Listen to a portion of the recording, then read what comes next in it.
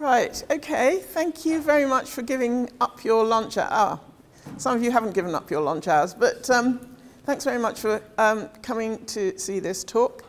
I would rather we've only got an hour, so I want it to be a bit more of a conversation.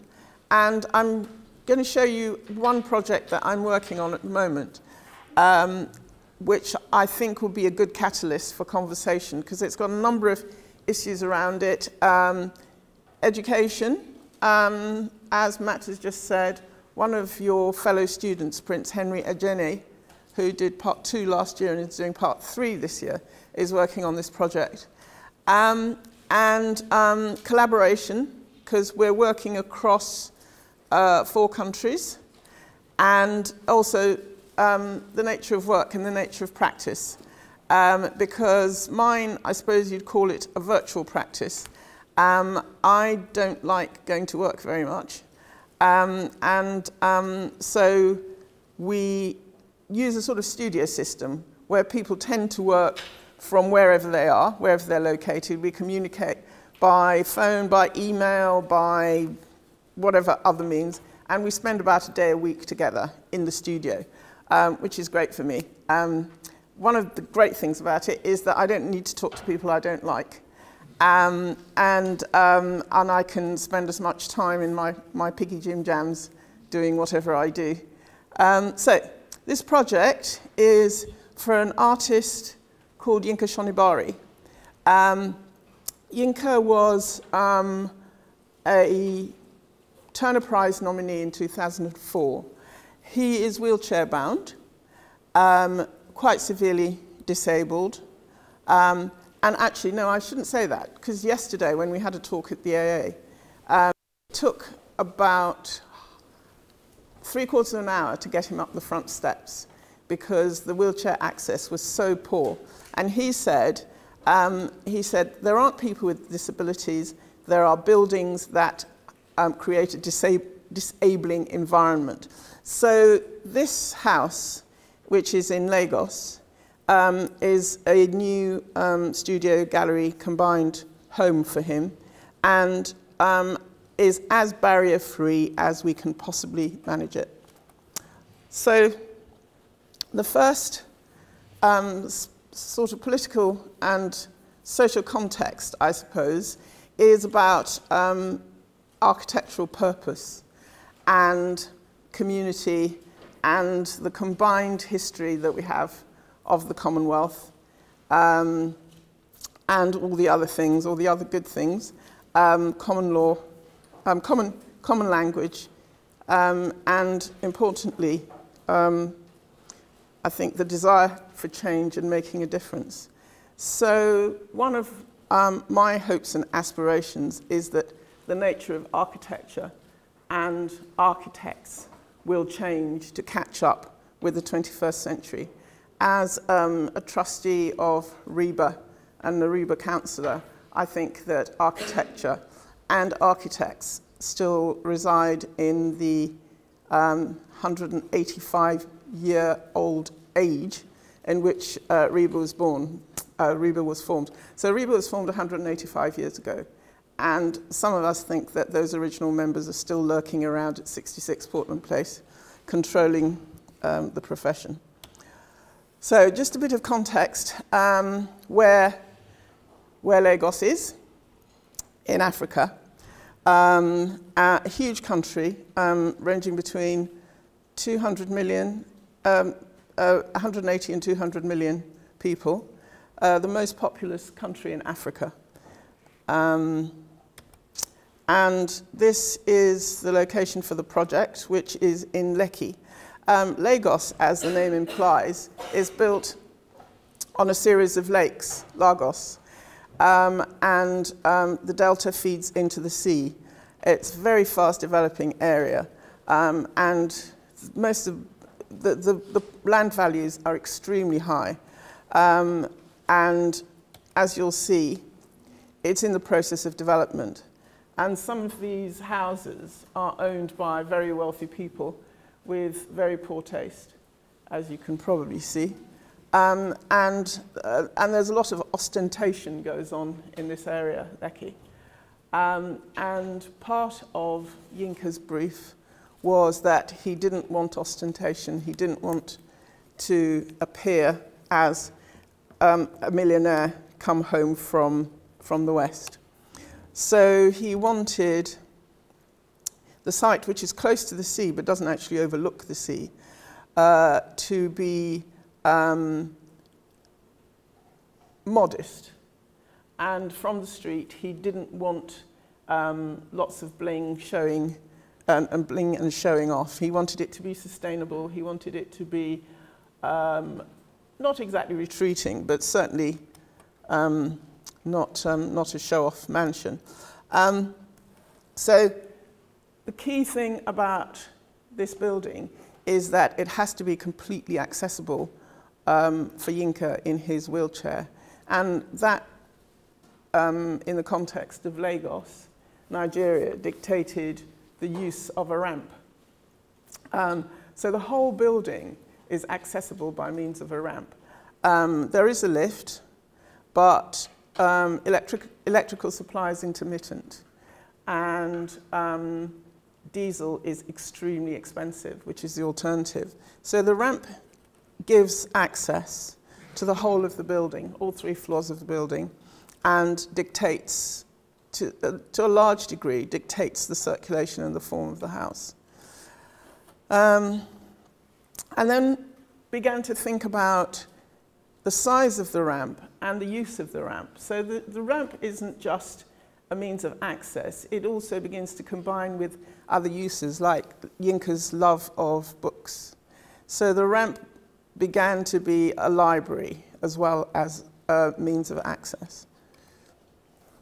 And we worked in section to begin with. I prefer working in section because I think, particularly if you're working with ramps, if you can get the section right, then the plan tends to fall into place. So Yinka's practice as an artist involves performance, it involves installation, painting. He has a huge range. So the courtyard is a traditional core for the African dwelling. And so we took the form of a dwelling surrounding a courtyard, and the courtyard became a space for performance, for showing art, for living, for socializing. And the focus on sustainability, not simply because of affordability, but because as a matter of principle. Yinka's very strong on renewals and making new forms of architecture. He's actually very closely involved in the design of this building and he's been a really inspiration. One of the things when I started architecture, and I had a wonderful tutor called Mark Fisher, who sadly died a few years ago, and he said, never work for people you don't like. And that was one of the best lessons that I've been taught. And Yinka, it's great working with Yinka because I like him a lot. He's really good fun and a very wise man. So we started off working with a practice in collaboration with a practice called Symbiotica in Albania. So England to Albania was the first collaboration. And working around Yinka's needs and his desire for a swimming pool and the fact that this is such an incredibly tight site, we ended up not just with a ramp, but with an elevated swimming pool at 2nd floor level, which is his private space. So going back to the section, the ground floor space is social space, public space, a space for artists in residence and showing work. The first floor, is for people who are staying with Yinka, who are doing residencies, and then the 2nd floor is his own private space.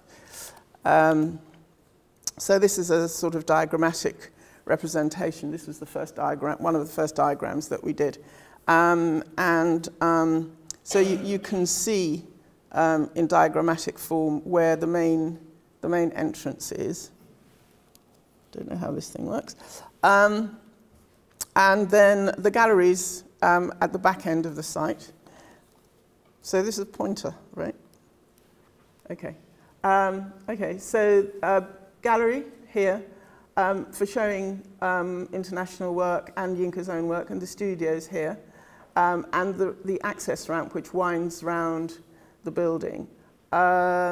So we have to, through the entrance, we have to be able to get a very large lorry right into the central space. So all these plants have to be movable. And then, partly because of his disability, he needs support staff. And then there's a kitchen which is for the public space, guests and so on.